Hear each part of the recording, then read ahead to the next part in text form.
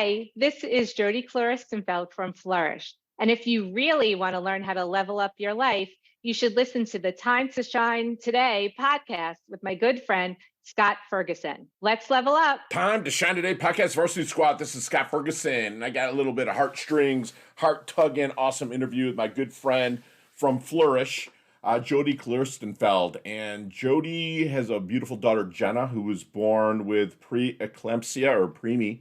And she's just a fantastic story about the survival, but also the loneliness that was going on with Jodi herself and feeling really just kind of lost and alone. And she stood her ground, and now she's a huge advocate for people and families that might be going through that same kind of dark journey as hers. So if you or someone else you know might be dealing with this, please share this, like it, subscribe to it, whatnot, because there's people out there that really need to hear this. And so without further ado, here's my good friend Jodi Klaristenfeld from Flourish, and that's FLRRISH. That's Level Up. Time to Shine Today podcast Varsity Squad. This is Scott Ferguson, and I got my lovely lady from up on the East Coast, my good friend Jodi Klaristenfeld. And I just there's 13 letters. We were joking off mic about, she went from a 4-letter last name into a long last name. We're going to have a lot of fun with this. It's kind of heart tugging. I was, my whole story, which I've told, and a lot of the squad has reached out and really appreciate my story of my sister that was born preemie, passed away, and then me being adopted on what would have been her birthday. And me and Jodi just had a really nice, fun conversation. But Jodi is a mom to Jenna, an adorable little girl who was born at 28 weeks due to a rare and life-threatening form of I'm going to let Jodi say it, but I'm going to try it here. Preeclampsia. We'll get to let Jodi say it, but it's called HELLP Syndrome. After Jenna's early birth, Jodi quickly discovered preemie families aren't always given the support they need. An attorney by education, from probably U of M, and everyone knows I'm a Sparty, but that's okay. Jodi now runs a family business in Manhattan. She is passionate about positivity, regularly meditating and exercising to keep her mind healthy and strong. Jodi created Flourish, and it's a really cool little spelling of it. It's FLRRISH, and I'll get to the origin of that with Jodi here in a minute.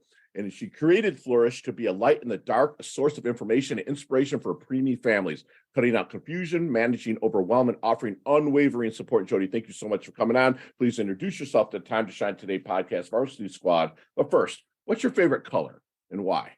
My favorite color is green. Ooh. Always has been. Maybe it's because I went to camp and one of the colors was green, and I'm a huge fan of going away to sleepaway camp.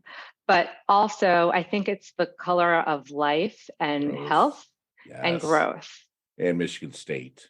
This is going to be a fun conversation. That is true. I had to throw that in there. I didn't even realize that. I had to throw it in there. But no, it's green, it's growth, it's rebirth, for lack of a better term. But please, I would love to hear your story and also get to the kind of the feelings that you had and the emotions that you're kind of rocking through with this. But I just want the squad out there to hear this, please. So my company is called Flourish. It's a platform where we support, educate, and empower preemie and NICU families through their journey in the NICU and beyond. Now, when I say preemie and NICU, it's because sometimes babies are in the NICU, even though they're full term. And people don't realize that, but they might have some other forms of complications during birth. I created it because when I was in the NICU, I felt alone and scared and really confused. Mostly, I felt unsupported and I had nowhere to turn to go for help. I didn't have a friend that I could talk to that fully understood what I was going through. And then when I came home from the NICU, when my daughter came home from the NICU, I also didn't have anywhere to turn to, where to go and get help in terms of resources for her. What would my parenting journey look like, and what would she need in order to grow and to thrive, especially during these first formative educational growth and developmental years of her life. Right. So I created what I felt was missing from my journey and put it all into a one-stop shop, so to speak, where parents can go to get resources for their children and for themselves. I teach people how to advocate for themselves. I don't think parents know that they can ask for their state for help and for all these services that their children might qualify for. And I support parents by coaching them and letting them know that they're not alone and that there's no shame in what they're feeling, because people are very quick to judge if your child, or if anyone for that matter, fits outside the box. And most people do fit outside the box, but somehow society dictates that we should all fit inside the box or check the box. And lastly, there are audio courses. There are little vignettes, stories about my NICU journey. They're all 3 to 5 minutes long that I picture some parents listening to while they're holding their children in the NICU, doing skin to skin, just listening again to success stories or some stories that were setbacks, just again to make parents feel like they're not alone. Wow. So I'm going to rewind you just a little bit right here, because you came home, you're sitting there like, what the WTF, right? You're like, dude, I'm alone here. All they're throwing at me is jargon, and you want your child to survive. Absolutely. But you felt alone. You got home and you're a driven person. I mean, you have a U of M education, which I joke about that, but I mean, if I had a kid, they would go to U of M over Sparty all day. But like, you have that, you're driven, attorney educated. When you got home and you just started digging in, is that what happened? And like, how you can help other people, and so they don't have those WTF moments? Or like, no, what was that switch? It wasn't like that right away. At first, I was really fragile. I was healing from the preeclampsia and HELLP syndrome, and I was extremely fragile physically and mentally. I was also kind of upset and sad that I didn't have so many firsts with my daughter that most people get to have. And it was probably around maybe the 7 or 8 month mark that I realized how lucky and fortunate our story is, because I watched her grow and develop and learn skills. And I did that while picking her team of specialists. And I also knew at the time that while that was extremely overwhelming, that not everyone could do it, and that made me and Jenna very fortunate. So I knew I wanted to help families like myself, like my family, but I didn't know exactly what that looked like. And I also felt that I needed to take some time to fully get out of that first, I'll say, haze of navigating life out of the NICU to know exactly how I wanted to help other families. So it wasn't until about a little over a year ago that I created Flourish. I took my time figuring out how I wanted to be able to help parents and what the best way to help parents is. But all the while I was formulating that, I was still going through my own ups and downs. And I think that's life in general. And I tell families all the time that those that get, a little rough start in the beginning, I feel like it will only serve them well as they go on in life and face challenges throughout the course of their life. Wow. And what really support system outside of medical really showed up for you, if at all? I'm not really sure, except I'll say that I have an awesome family. Okay. I have terrific friends. Yeah. And my OB was the most, and still is, the most amazing man that there is. He saved our lives. He told my mom right after I gave birth that we wouldn't have made it through the night, My husband was in Europe for work because it was 12 weeks Right before before, right. Yeah. she was due. So, and he the whole time kept telling me, stay positive, everything's going to be great. That's awesome. Give yourself some slack. Don't Yeah. worry that you're not meeting this milestone, doing that. He was a wealth of support to me. What a doctor. That's awesome. Oh, yes. How To this day, every time I see him, I cry. that's amazing. And thank God for him. You know, it is preeclampsia is how rare is that? And what exactly is that? So I had HELLP syndrome, which is the extreme form of preeclampsia. Preeclampsia is more common than you think. Okay. It is high blood pressure. So when you're pregnant, right, your heart is beating for two Two people, people, yeah. and you're feeding another person. So your body and your organs are doing that much more work for rather than just for yourself. And then, and especially in the last trimester, that's where people are prone to preeclampsia the most, Okay. because that's when the baby is growing the most and Right. your You're blood vessels. accommodating that, right? Yes. Okay. Yes. And what I had was, so my blood pressure was around 190 over 150, which is near stroke level. Wow. But I also had HELLP syndrome, which is my liver was shutting down, my kidneys were shutting down, my hemoglobin, my platelets All your were at vitals, an, man. Jeez. yes, yes. Wow. They were giving me platelets as they were taking her. They didn't know if I'd have to have a hysterectomy. Wow. Fortunately, I did not have one. Right. Because they didn't know if my blood would even clot. So I was then put on medicine, a magnesium drip for days, and hallucinating from that. So I didn't get to meet my daughter for a few days. I So was I just gonna say had, like 3 or 4 days, right? That you weren't yes. able to meet her. Wow. And quite frankly, I don't think I asked for her, Right. but most moms in my situation don't. Okay. I was like I said, I was hallucinating. I was going through so many things on my own that I had all to do just to get myself better Wow. or somewhat better, Right.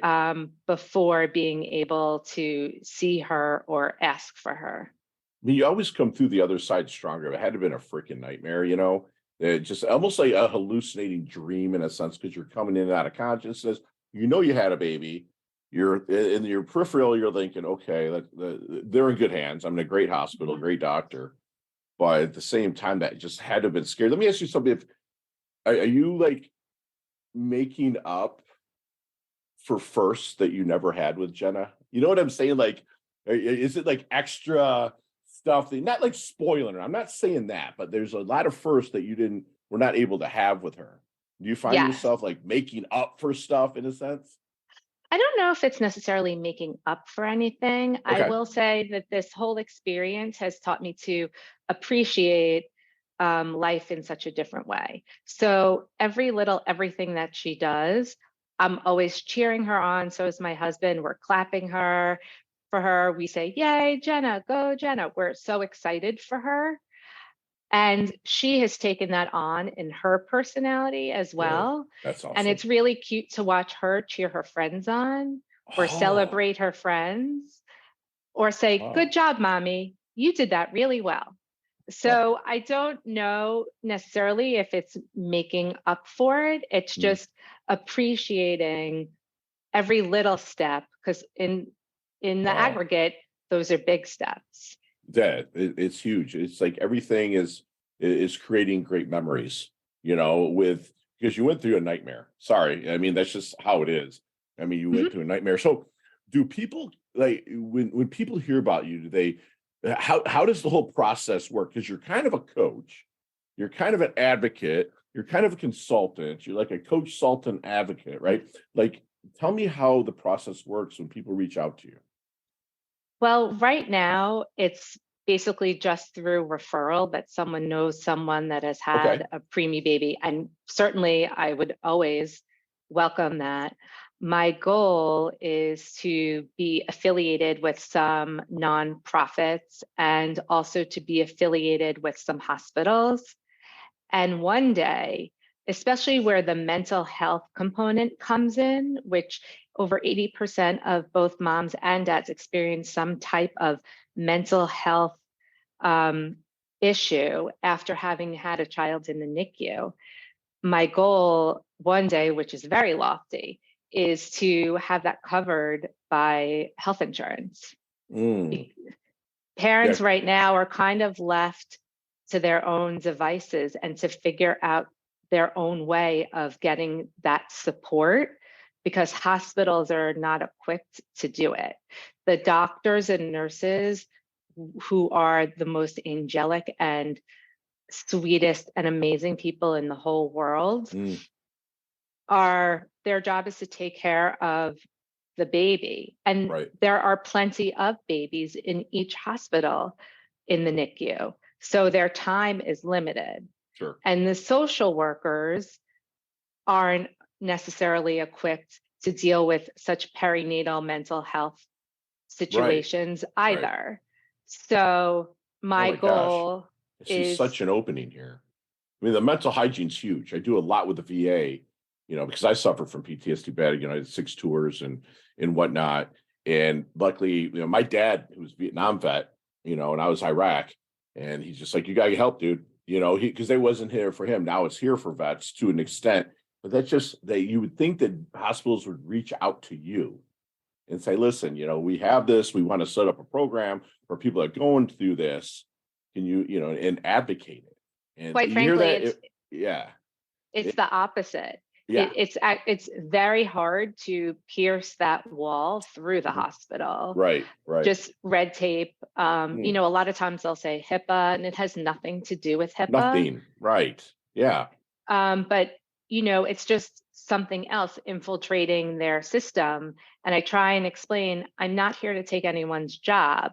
I'm here to offer support to people who desperately need it. And, you know, the truth is, aside from them not being staffed, they also need to be able to bill it to someone, because the hospitals aren't necessarily have windfalls of money. They're not banks, even though all their fees for things are incredibly high. It's the insurance companies.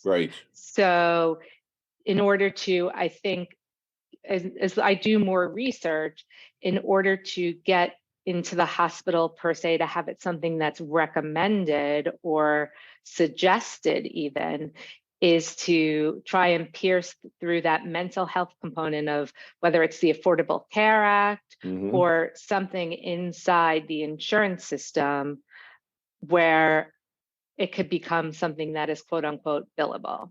Right. And you think that the HIPAA is kind of veers off from the Hippocratic oath or whatever they make to make sure that they're providing the best service possible for all parties involved. That's man, we're going to push for you. If anybody out there that can help with this, a squad out there, please reach out to me, and I will definitely put you in touch, you know, with my good friend Jodi here. So thank you, Jodi. Let me ask you something. I want to talk a little bit about you as well. Okay. And have you seen the movie Back to the Future? Of course. Right. All three. Right. So if you were to get in that DeLorean with Marty McFly, which you're doing a lot right now, we're spearheading, we're in the gestation part of your company.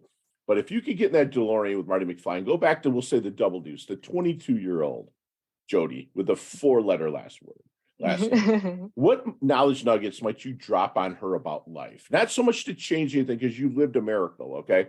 But maybe to shorten a learning curve and level up through life. I would say don't sweat the small stuff, and that have a thicker skin.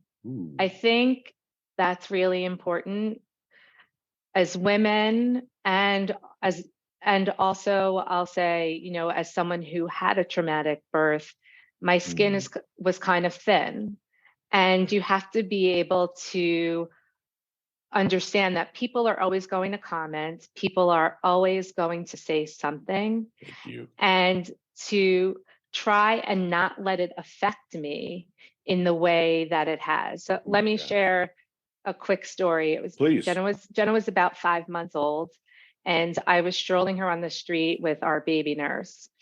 And a woman came up to us on the street corner and said, "Oh, what a beautiful baby. How old is she?" 5 months. 5 months. Are you sure? Yes, I'm sure. Wow. Well, are you feeding her? Because she's so tiny. Of course I'm feeding her, like literally. And my baby nurse literally took me by the back, put her hand around my back, strolled the stroller, and said, "Ma'am, she is as old as she is supposed to be." And we walked in a different direction than where we were going. And it took every ounce of strength I had not to cry. I'm not laughing at you because I get that a lot, and I feel you. I feel you. It took every ounce not to cry. I mean, that's where I said I was fragile. I was still healing from what had just happened. And I let this woman who I didn't even know affect me so much. And our baby nurse was just like, "You don't owe anyone an explanation but yourself, Jenna, your husband, your family. That's it." I love that advice from her, because I make 2 New Year's resolutions every year, right? Since 2009. And one is to make someone smile every single day, right? 2, unless I've hurt you, disrespected you, or stole from you, I give 0, what you think about it. You can say whatever you want, and I'm just going to shake your hand. And it's hard because, I'm 6'1" and 260. I'm pretty well put together, big dude, So people will say stuff and I just laugh, and I get more respect from that. But it took a while. You come around, you're like, bro, it game on. But let me ask you something. How does Jodi want her dash remembered? That little line in between your incarnation date and your expiration date. Hopefully it's years down the line, but your life date and death date. How does Jodi want that dash remembered? I think I just want to be remembered as a really good person who helped a lot of people on their journey to make it less difficult. Wow. That's it in a nutshell, right? It's like you're literally, what you're starting right now, you're planting trees that you're never going to sit in the shade of. You know what I'm saying? You're going to grow this big with help from the squad out there. You hearing me, squad? And also my resources that I have as well, whatever I can do to help. You're going to have people like that. And we're going to get you on every single podcast off of the podcasters that are, I'm not going to say my level because they're a lot higher than I am. But they were going to get you, your voice heard. So, Jodi, what do you think people misunderstand the most about you? I think people most misunderstand when they tell me that I'm just a mom who has a story to tell. I think that's extremely disrespectful, and I have been told that on many occasions. I have an experience that is experienced by over 360,000 babies' parents every year. And that's not just me being a mom. Right. There are so many people that need support and need help. And you're underestimating the fact that this woman that's before you has a voice, and she's going to use it to knock down the walls. Wow. Yeah, that's amazing. And they just have to deal with it, because what you're doing is you're making the world a better place by knocking down those walls versus trying to stir the pot on something. There's no pot to be stirred. These people need freaking help. It's PTSD. Yeah. I'm sorry, it is. I mean, it could be postpartum PTSD. I don't care what it is. It's still, a very traumatic thing that you go through. And I wish it on absolutely nobody. But the thing is there's no way, and you can correct me if I'm wrong, that this will ever be cured, because you're going to have some people that might be out of shape having children, and it becomes preemie, or you that's just like, what the heck, I have this HELLP, thing going on. You didn't really even know until the time. So it's never going to be healed. There's not like a pill you can take for it. It's going to come from all angles. And I love that you're an advocate for it. The number of preemie babies is only growing in the United States every year. And we have the most preemie babies born of any first world country in the world. Wow. You think a lot of that, any of it, like, is can be matched up with our health crisis?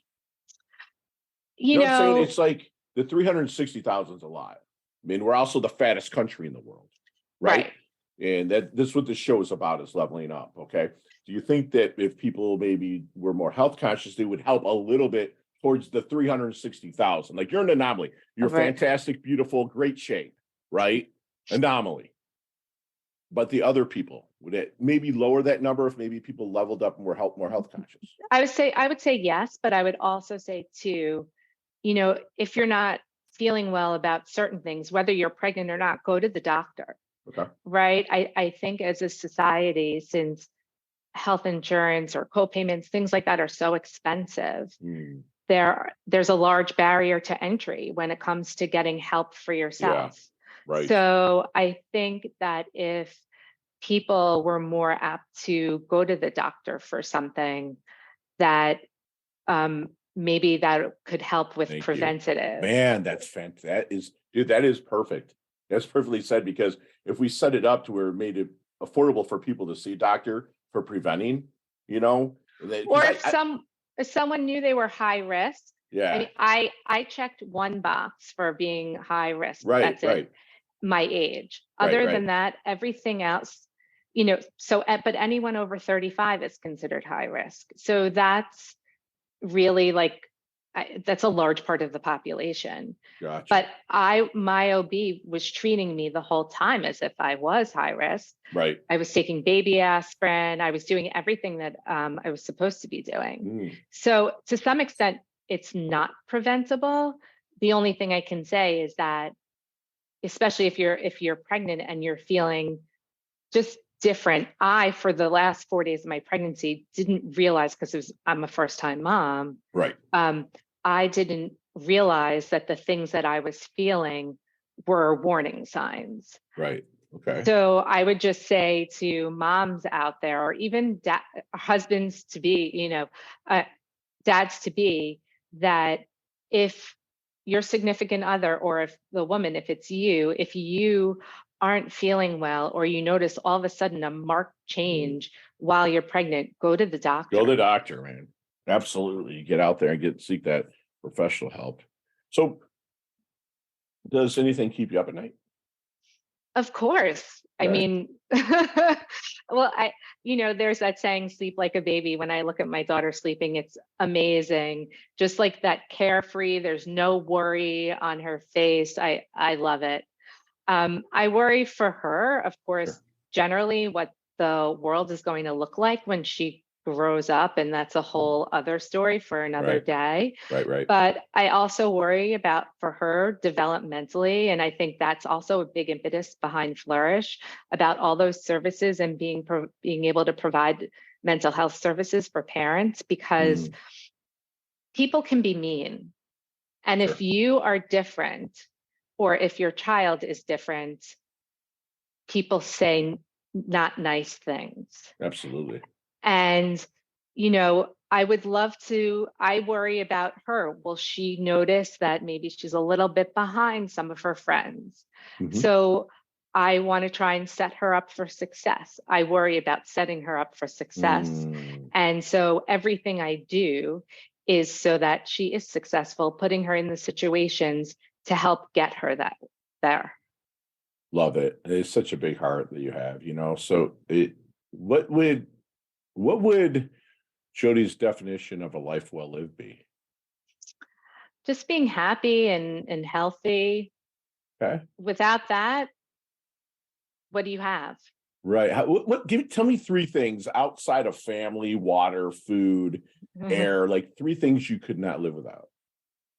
I couldn't live without exercising. Love it. I think that's a great, it's a lifestyle. I don't think that it's, people say that it's going to be, a New Year's resolution, it's not. I think it's a lifestyle. Right. I think it's a lifestyle.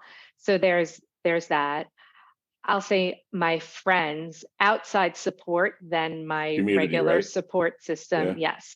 Find your own community. I think it's great to have those sounding boards out there. And I love also, I couldn't live without going to the beach and just the fresh air, or the salt air, feeling that on my face. I love it. So I love it. those are my three things. That's beautiful. My third is I'm a chicken wing snob. It's kind of like my third thing. I have to have chicken wings. But hey, Do you go to Anthony's? Oh yeah. Yeah, Anthony's for sure.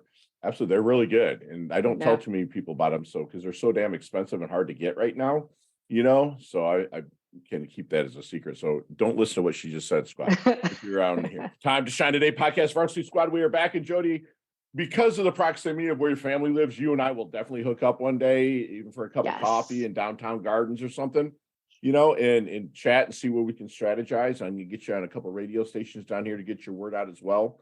But that would be awesome. Thank you. Absolutely. But we'll talk about some of these questions. We might spend 15, 20 minutes in each one of them. But this one, the leveling up lightning round, you got 5 seconds with absolutely zero explanation. And they can all be answered that way. Okay. All right. You ready to level up? I'm ready. Here we go. Jodi, what is the best leveling up advice you've ever received? Just to cut yourself some slack. Love it. Share one of your personal habits that contributes to your success. Meditating every day, taking time for myself. Love this. So if you see me kind of walking into wherever we're meeting, or you see me just kind of walking around, I might be in my doldrums a little bit, not like Fergie, something's wrong with him a little bit. What book might you hand me to level me up? I don't know specifically what book, and it doesn't have to be a self-help book. I would tell you to go and read anything that would fill your cup or let your mind escape. It's beautiful. That's a great answer. No one's ever said, thank you for saying that. What's your most commonly used emoji when you text, if any? Either the regular smile, because I also happen to smile a lot, or the kissy one. Beautiful. Nicknames growing up?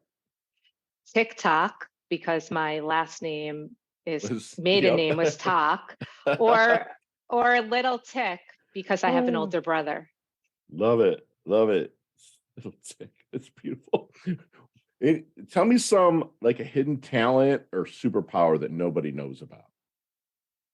People probably don't know that I used to play really competitive tennis and that I was ranked when I was younger. I got free clothes and free rackets. Beautiful. And Nick Bollettieri came to my house, wanted me to live there. Wow. But I think that competitive spirit even serves me well today. Beautiful. Chess, checkers, or Monopoly? Monopoly. Awesome. We could definitely be friends. What's the headline for your life? Quickly on that. A happy woman that made a difference. Beautiful. Go-to ice cream flavor. Chocolate chip. There's a sandwich named the Little Tick. Build that sandwich for me.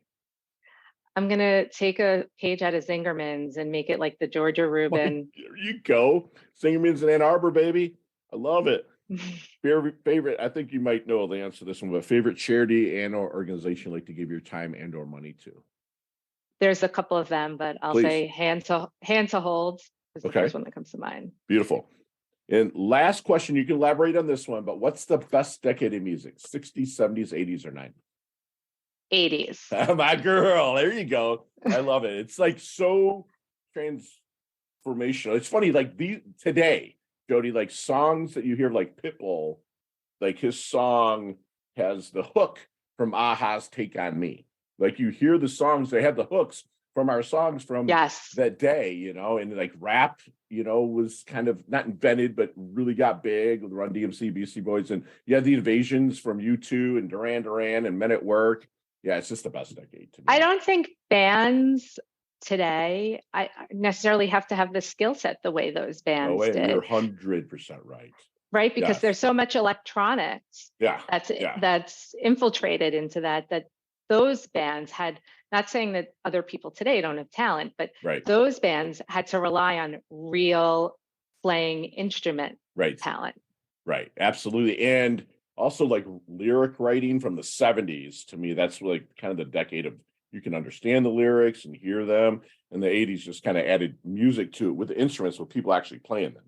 Which I will say I think Eminem is a good lyricist.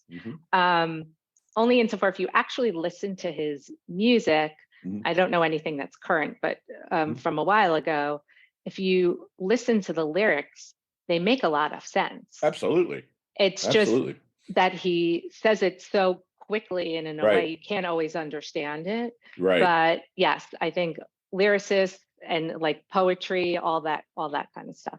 I love that you brought our homie up, you know, with that. And, you know, like Eminem used to come into Woodbridge Tavern. I used to bounce there in downtown Detroit back in the day. And he used to come in, we're the same age. You know, he used to come in and just get up and like open mic night. So I knew him then, and like Kid Rock wow. used to come in there. Bare Naked Ladies used to come over. The band Bare Naked Ladies used to come over from Canada and play there and stuff like that. And I got to know him a little bit. And he was in Jupiter, Florida with Kid Rock, because Kid Rock lives here, right? Oh, really? They were in there. And I knew Kid because I worked a little security for him. So it was kind of cool to like see those guys, you know, hanging out and just seeing, you know, that they're, you know, like you're right. Eminem wrote from, he still writes, and they make sense. And he's one of the lyricists that can find a rhyme for orange, you know. Yes. Right? So tell me how we can find you. People can find me online at www.flourish.com, FLRRISH. Okay. All social media at Flourish, and they can email me at hello@flourish, FLRRISH.com. Love it. I love it. And all of that will be in the show notes. And do me one last solid, because we went a little longer, squad. I know you're staying with me because the story was absolutely fantastic and got me glued in. But if you can leave us with one last knowledge nugget we can take with us, internalize, and take action on. That everyone's growth and development is different, regardless of how you were born or your education or anything in life. Everyone's growth and trajectory is different, and that there is nothing wrong with that. I love that. And squad, we just had a heart string tugging, funny, it's just a beautiful conversation with my good friend Jodi here. And make sure that you look in the show notes for how Flourish is spelled, because I'm going to have a link to her website there. If there's anybody out here that can really support the cause on this, get with me. And I'm going to reach out to my Palm Beach connections as well. So we're going to try to see what we can have here. But, you know, Jodi really has a heart to support and educate preemie families. You know, she felt alone, scared, confused, unsupported during and after her situation. She's just kind of sent home, like, kind of, I guess, like the troops are kind of sent home. Say, here's life, dude, go do it. You know, she is setting up a one-stop shop for parents to have resources and how to advocate for themselves, because people don't know how to do something. They stick their head in the sand, they pop their head out. Guess what? The same shit's still going on. She's getting it set up as an advocate to be able to reach out to governments, medical, whatever, to really get this known. It's a PTSD, okay? So you can coach them in her own little way and let them know that they're not alone. But we need more help out there, people. You know, that you have, like, if you do have a preemie, celebrate and appreciate them in their own way, that cheer them on. And passing of what I love to hear that Jodi said is that Jenna actually cheers other people on because she's getting that from her parents. I love that. You know, Jodi has a goal to be affiliated with nonprofits, hospitals, anybody out there that can move that tachometer, you know, towards success for getting these people. There's 360,000 preemies born in the United States, people. That's way too many. You know, the mental hygiene has got to be set out there for the parents as well to learn how to deal with that. She reminds us not to sweat the small stuff, to grow that thick skin, to disregard the negative. You know, she will be remembered as a really good person. I said it before, but she's planting trees. She's probably never going to sit in the shade because she's going to see it through to her, you know, time on earth ends, but it'll be picked up, the baton be taken. I can see Jenna even maybe grabbing that baton and helping out as a little bit as well. And she will be remembered as the voice that knocked down the walls of adversity towards the preemie and the NICU situation. She reminds you to cut yourself some slack. And that lastly, everybody's growth is different and they develop differently. We must respect people, love each other. There's no problem in hugging people.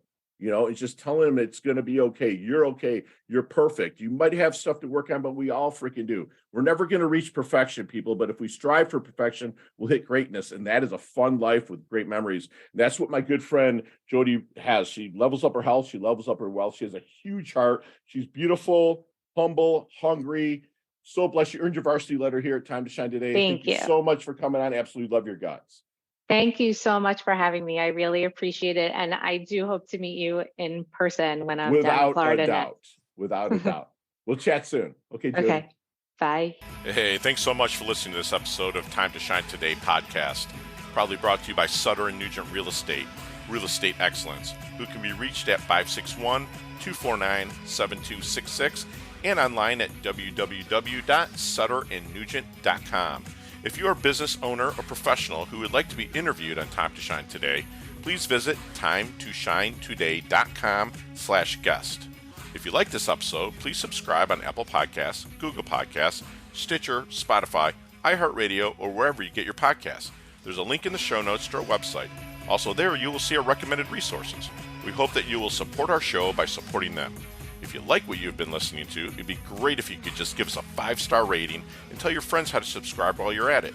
I'm your host, Scott Ferguson, and until next time, let's level up. It's our time to shine.